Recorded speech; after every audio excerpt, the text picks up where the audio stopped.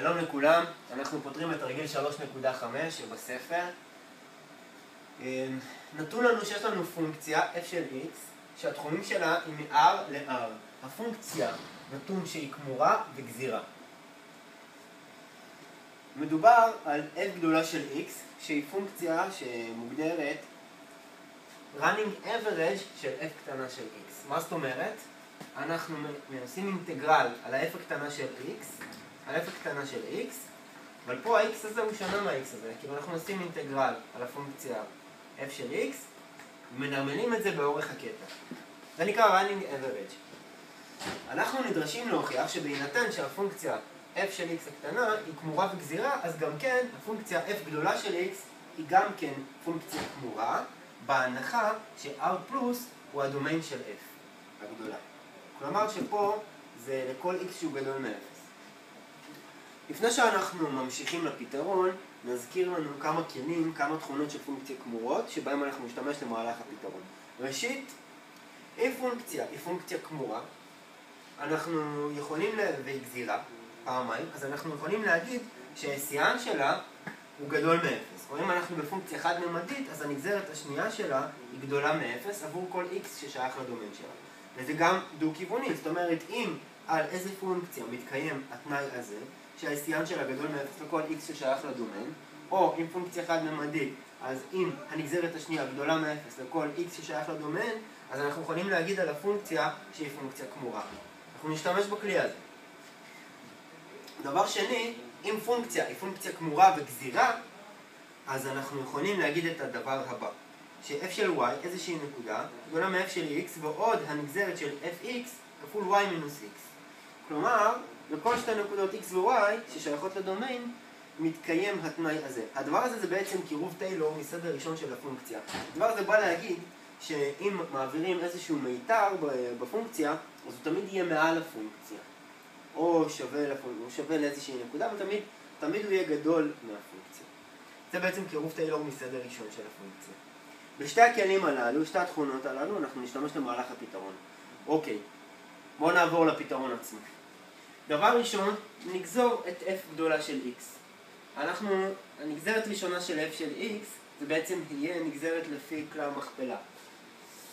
אם יש לנו 1 חלקי x כפול איזושהי פונקציה, אבל הפונקציה הזו היא לא לפי x, אז אנחנו נשאיר אותה. אז יש לנו נגזרת של 1 חלקי x, זה בעצם מינוס 1 חלקי x בריבוע כפול הדבר הזה, אנחנו לא נוגעים בו כי זה מכפלה, ועוד 1 חלקי x כפול הנגזרת של הביטוי הזה. הנגזרת של הביטוי הזה, לפי משפט היסודי של החדווה, זה בעצם הפונקציה עד x. סבבה, זו הנגזרת הראשונה של f גדולה של x. הנגזרת השנייה של הפונקציה, זה בעצם זה. הביטוי הזה, אנחנו שוב פעם גוזרים אותו לפי מכפלה.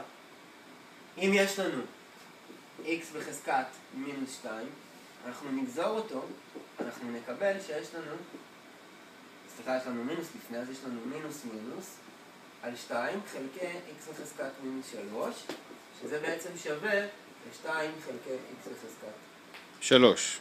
זה לא מינוס 3, זה 3, כי יש לנו כבר למטה, נתחיל במכנה. אוקיי? אז הנגזרת של זה זה זה. שוב פעם, לפי מכפלה אנחנו משאירים את הדבר הזה, אנחנו לא נוגעים בו, הנה גם כן כאן, ועכשיו אנחנו נשאיר את הביטוי הזה ונגזור את זה לפי x. הביטוי הזה עובר לפה, הנה אנחנו רואים אותו מינוס x בריבוע, מינוס חלקי x בריבוע, והנגזרת של זה, כמו שאמרנו לפי המשפט היסודי של החדווה, זה f של x עד x. אוקיי, עם הביטוי הזה סיימנו. כעת אנחנו נעבור לנגזרת של זה. יש לנו f של x כפול 1 חלקי x. גם כן, נשתמש באותו כלל. נגזור קודם כל את זה. אז יש לנו f תג של x כפול 1 חלקי x.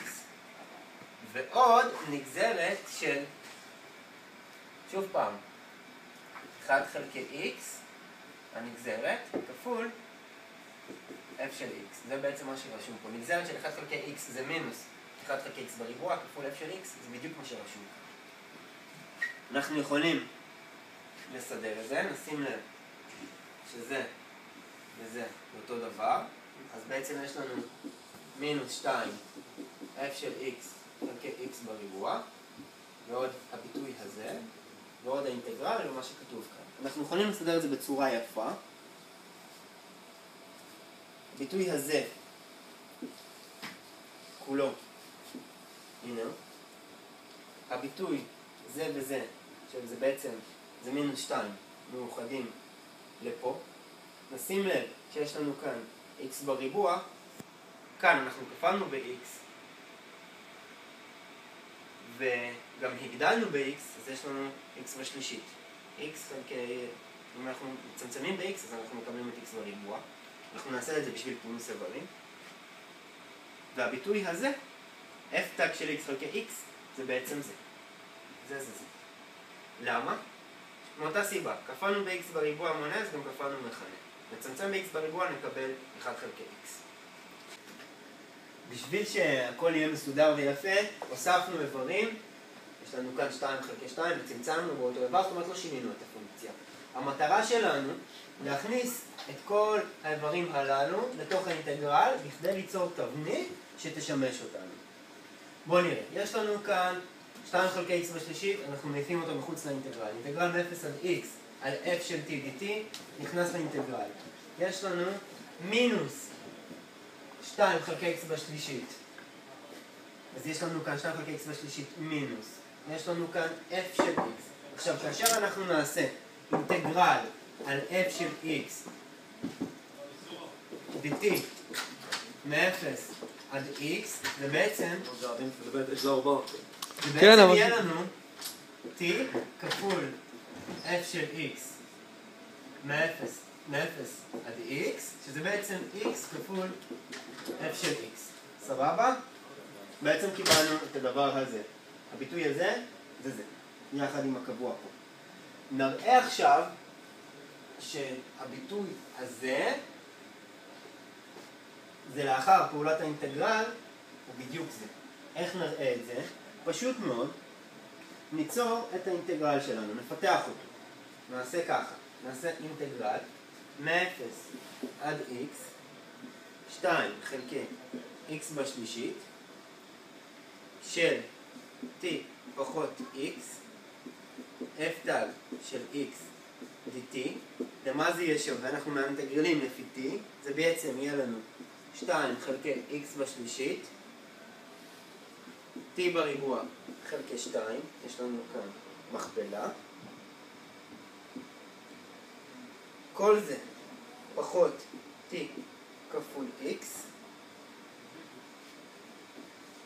כפול f תג של x, כאשר t הולך מ-0 עד x. בעצם אנחנו מקבלים 2 חלקי x בשלישית, כפול x בריבוע חלקי 2, פחות x בריבוע, כפול f תג של x. ברור ש-t ב-0 זה 0 וזה עם פחות לפני.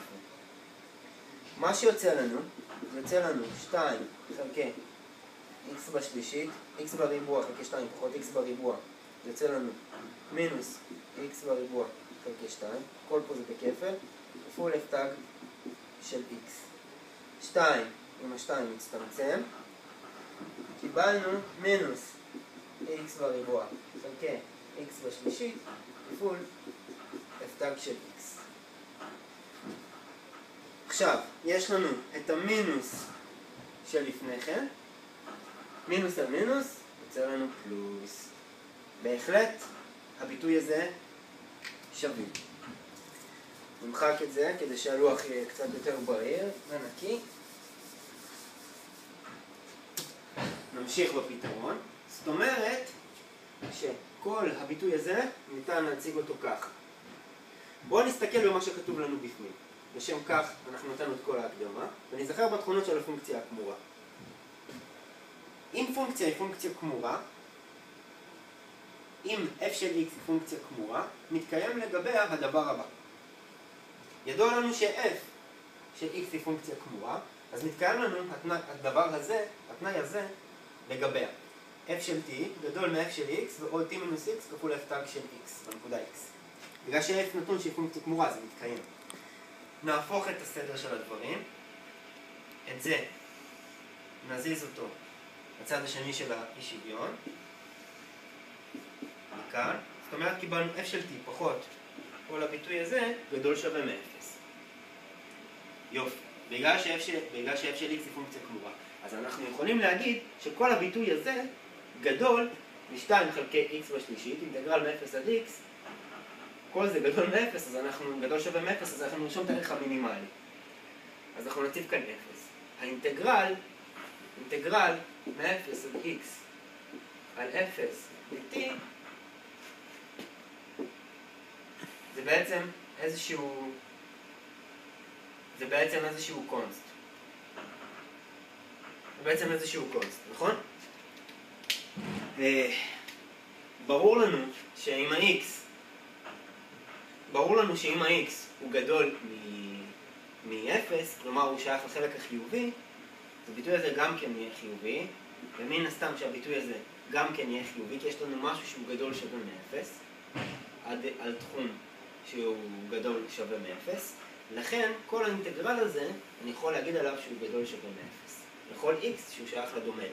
הדומיין שלנו מציין שהוא r+.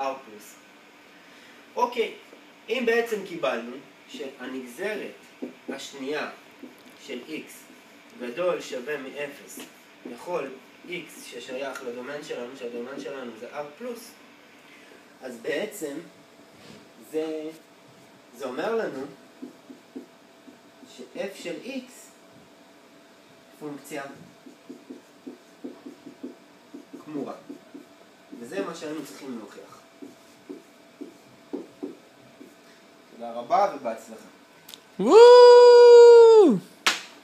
איזה מטורף אתה.